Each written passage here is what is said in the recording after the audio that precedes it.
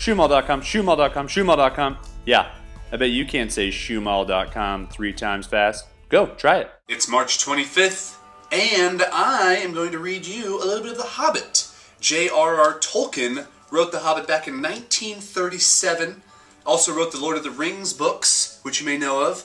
But it's National Tolkien Reading Day today, and the Tolkien Society has been doing this since 2003, so I thought I'd help out. I thought I'd read you some of The Hobbit, and I'm in my hotel room in Nashville. By the way, the movie's coming out soon. Killy and Philly rushed for their bags and brought back little fiddles. Dory, Nori, and Ori brought out flutes from somewhere inside them. No good, said the wizard, not without a mighty warrior, even a hero. I tried to find one, but warriors are busy fighting one another in distant lands, and in this neighborhood heroes are scarce, or simply not to be found.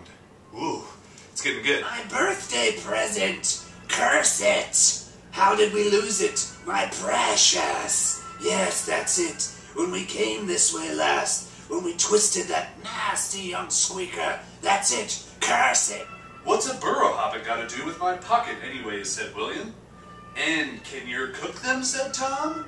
You can try, said Bert, picking up a skewer. Oh, this is gonna be good. Bilbo thought he knew what the wizard meant. What shall we do? He cried.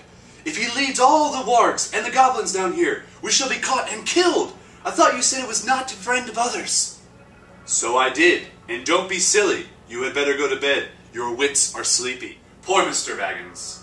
It was a weary long time that he had lived in a place all alone, and always in hiding, never daring to take off his ring, hardly daring to sleep, even tucked away in the darkest and remotest quarters he could find. But at last, and unexpectedly, they found what they were seeking. Philly and Killy and the Hobbit went back one day down the valley and scrambled among the tumbled rocks in its southern corner. About midday, creeping behind a great stone that stood alone like a pillar, Bilbo came onto what looked like rough steps going upwards. And the dwarves themselves brought forth harps and instruments, regained from the horde, and made music to soften his mood. But their song was not an elvish song, and as much like the song they had sung before in Bilbo's little hobbit hole. Under the mountain dark and tall, the king has come until his dazzling, marvelous, perfect, flawless, staggering, exclaimed Bilbo aloud. But what he thought inside was, old fool, why is there a large patch on the hollow in his left breast, as bare as a snail out of his shell?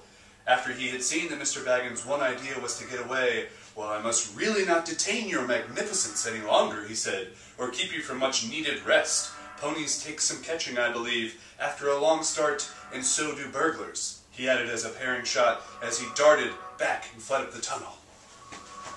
Of course, said Gandalf, and why should they not prove true? Surely you don't disbelieve the prophecies because you had a hand in bringing them about yourself? You don't really suppose, do you, that all of your adventures and escapes were managed by mere luck, just for your sole benefit? You are a very fine person, Mr. Baggins, and I am very fond of you, but you are only quite a little fellow in a wide world after all. Thank goodness, said Bilbo, laughing, and handed him the tobacco jar. Ooh, man, that was a good read. Make sure you check out the Tolkien Library yourself for The Hobbit, The Lord of the Rings, and other great writings by J.R.R. Tolkien. Don't forget, you can save 15% off with promo code IWYS.